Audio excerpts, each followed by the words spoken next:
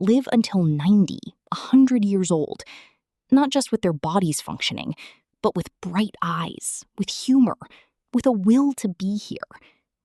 It wasn't genetics. It wasn't the climate. It wasn't luck.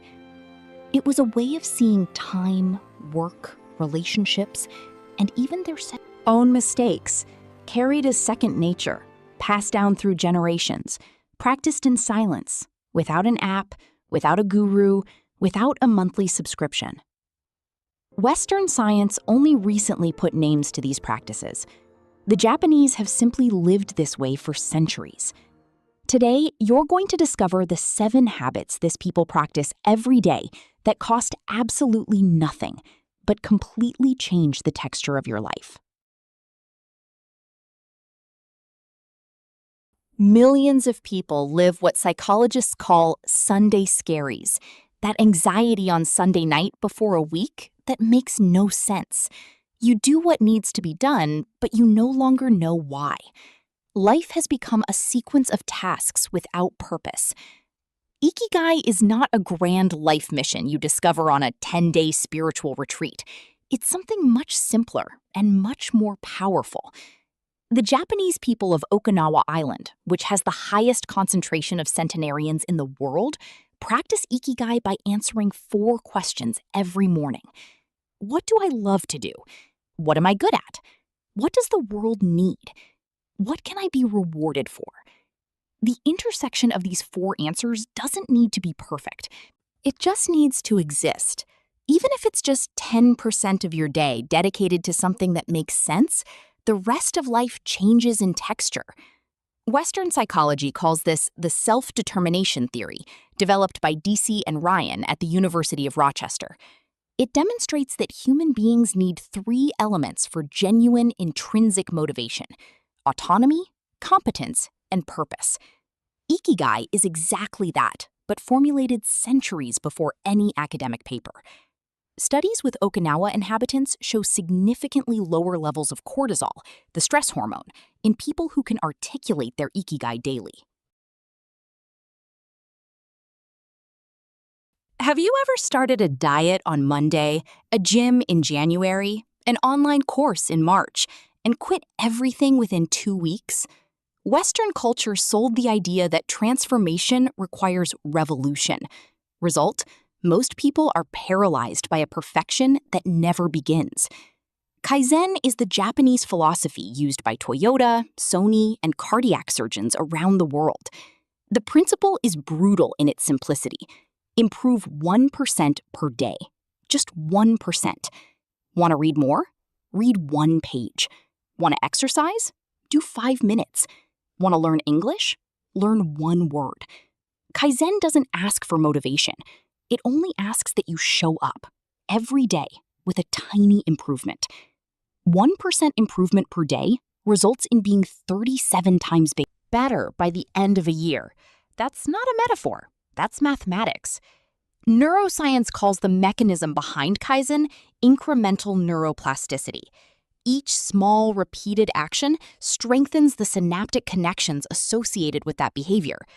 Psychologist B.J. Fogg of Stanford developed an entire methodology called Tiny Habits based on exactly this principle, and it proved more effective than any radical behavior change program ever tested. The brain doesn't resist small changes. It absorbs them silently and transforms them into identity. You post a photo and keep checking the likes. You buy new clothes and already feel you need more. You finish a project and only see what could have been better. The most connected generation in history is also the most dissatisfied. Perfection has become an invisible cage. Wabi-sabi is the Japanese habit of training your eye to find value in the imperfect. A cracked ceramic bowl repaired with gold, the art of kintsugi, is worth more than an intact one because it carries history. A cherry blossom is treasured precisely because it lasts only days. The Japanese practice this actively. Instead of hiding the marks of time and use, they celebrate them. Apply this to your life. Your scar is part of your story, not a flaw to be corrected.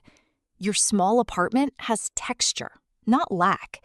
Your imperfect voice tells a story no AI will ever replicate. Positive psychology calls this gratitude for imperfection, a central component of Martin Seligman's flourishing theory. Research shows that people with high tolerance for ambiguity and imperfection display greater levels of psychological resilience and lower incidence of generalized anxiety. Wabi-sabi is, in practice, a vaccine against paralyzing perfectionism, one of the greatest silent epidemics of the 21st century.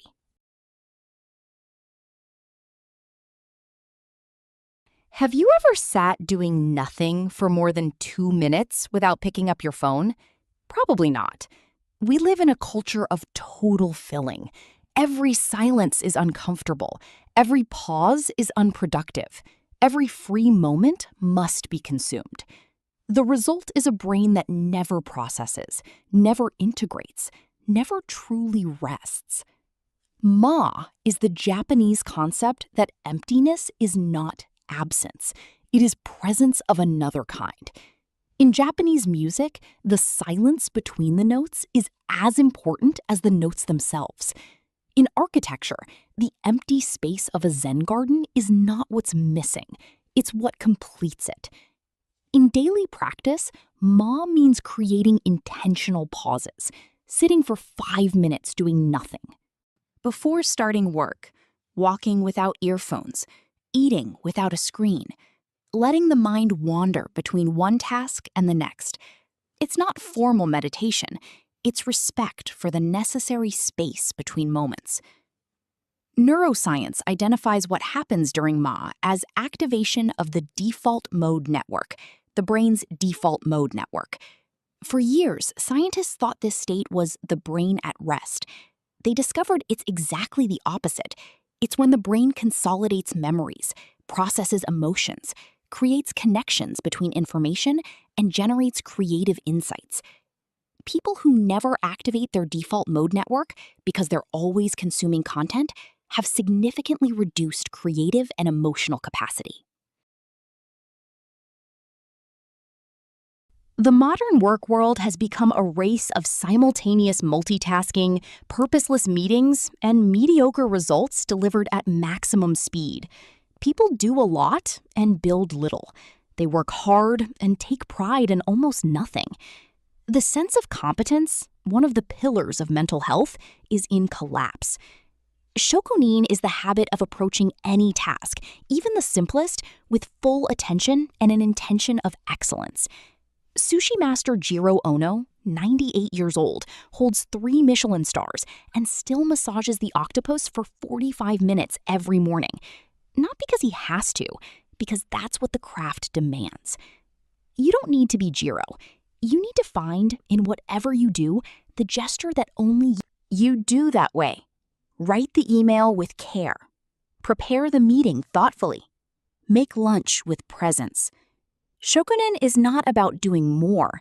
It's about doing with soul. Psychologist Mihai Csikszentmihalyi described this state as flow. The flow state in which a person is so absorbed in a challenging and meaningful activity that the sense of time disappears and satisfaction is at its peak. Research shows that people who experience flow regularly have much higher rates of subjective well-being, less work exhaustion, and a stronger sense of professional identity. Shokunin is the Japanese path to flow, without needing a productivity app. The current generation was raised in a cruel paradox. At the same time resilience is preached, every difficulty is treated as trauma. Any frustration becomes a reason to quit. Any obstacle confirms that it's not for me. Low frustration tolerance is today one of the greatest predictors of failure in careers, relationships, and personal projects. Ganbatte isn't about being hard on yourself. It's about a cultural commitment to honest effort. In Japan, children clean their own classrooms, carry their own materials, and don't expect effort to be eliminated. They expect it to be valued. Ganbatte is said by Japanese people as encouragement before exams, competitions, and difficult moments. It doesn't mean you will win. It means give your best, and that is enough. It's a philosophy that separates the result, which you don't control, from the effort, which you control completely. Psychologist Carol Dweck of Stanford spent decades studying what separates people who thrive from those who give up. She named it the growth mindset. The central premise is identical to Ganbate, believing that abilities are developed through effort, not given by talent. Studies with tens of thousands of students show that those taught with a growth mindset consistently outperform those considered more talented with a fixed mindset. Ganbate is the growth mindset millennia before Dweck. We live in a culture of collective loneliness. We have never been so connected and yet never felt so alone. Social media created hundreds of superficial connections and destroyed the ability to cultivate deep bonds. At the same time, the obsession with private life made people stop caring for shared spaces, the neighborhood, the workplace, the community. Uchi Soto is the Japanese habit of maintaining a clear distinction between the intimate circle, family, close friends, trusted colleagues, and the external world, treating both with specific respect. In daily life, this manifests in concrete gestures: removing shoes when entering the home, physical separation between the outside world, and the sacred space within, talking about personal problems only with those who belong to the uchi, and treating public space with the same care as private space. This is why Japanese streets are clean without trash cans. Each person carries their own trash because the external space is also everyone's responsibility. Psychiatrist Robert Waldinger has been conducting since 1938 the longest longitudinal study on human happiness ever carried out, the Harvard Study of Adult Development. The conclusion, after more than 80 years of data with hundreds of participants: the quality of intimate relationships is the strongest predictor of health, longevity, and happiness, above money, fame, or intelligence.